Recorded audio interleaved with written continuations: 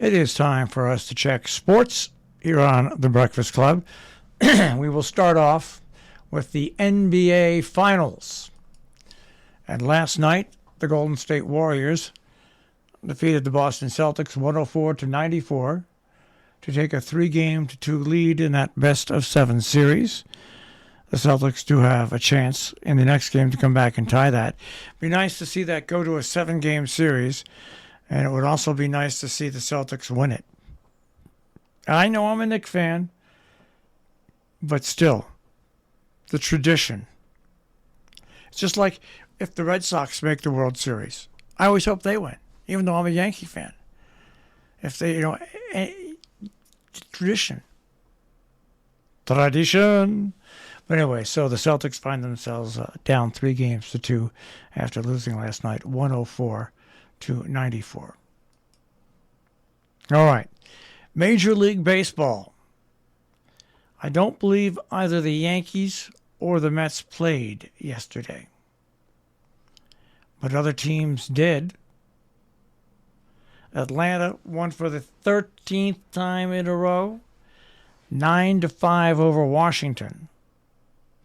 Philadelphia defeated Miami 3-2. The American League East teams did extremely well, except for the Orioles. Toronto clobbered the Orioles 11-1. See if any of the other teams in the American League East played yet last night. No.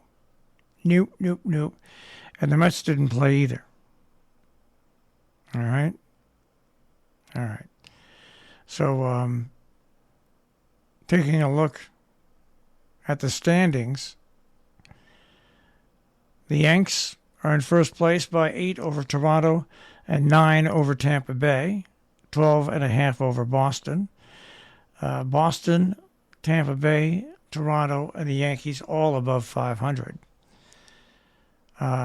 In the National League East, the Mets have a 5-game lead over Atlanta. Atlanta has just won a ton of games in a row, and they've managed to make up, I think, they were 8 games back. They've made up 3 games. But the best 2 records in baseball belong to the Mets at number 2, 40-22, and the Yankees at number 1, 44-16. Not too bad. How often is it that we have the Yankees and the Mets both in first place and with the best records in baseball? Few and far between.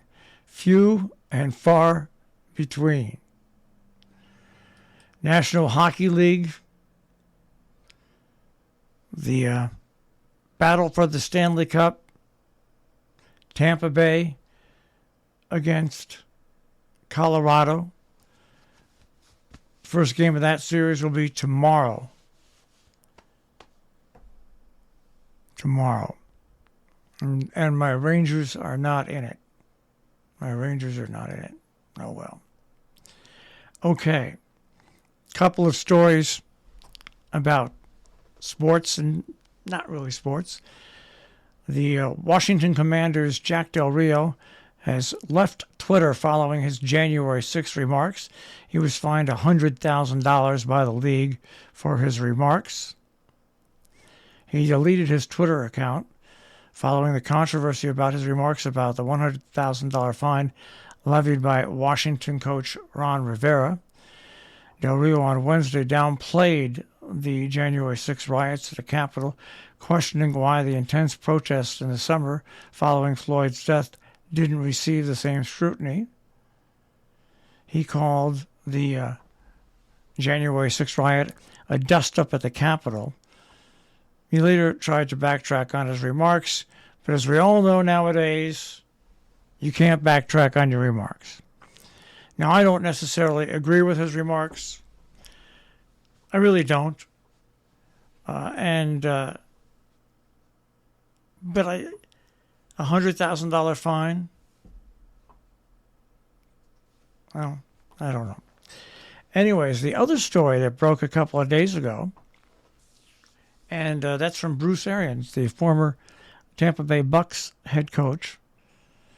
He said he'd probably still be head coach if Tom Brady stayed retired.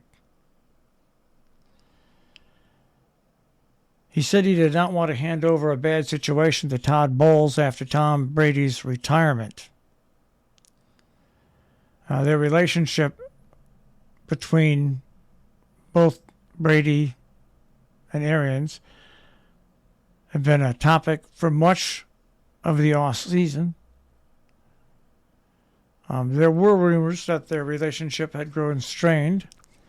Both Brady and Arians deny that, but now Arians is saying that Brady's return to the Tampa Bay Bucks did have an impact on his decision to step away, just not in the way some people think. Quote, I was going the other way. I was thinking he wasn't going to play. End quote.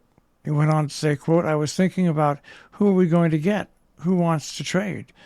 Was there anybody in the draft? That was obvious. End quote. He didn't want to leave, he claims, Todd Bowles, the new head coach, in that situation. So that's why when Brady was coming back, he decided to retire. If you believe that, I've got a bridge in New York. Sell for you cheap. Very cheap. All right, that is a check on sports this morning here on the Breakfast Club on Robin Hood Radio.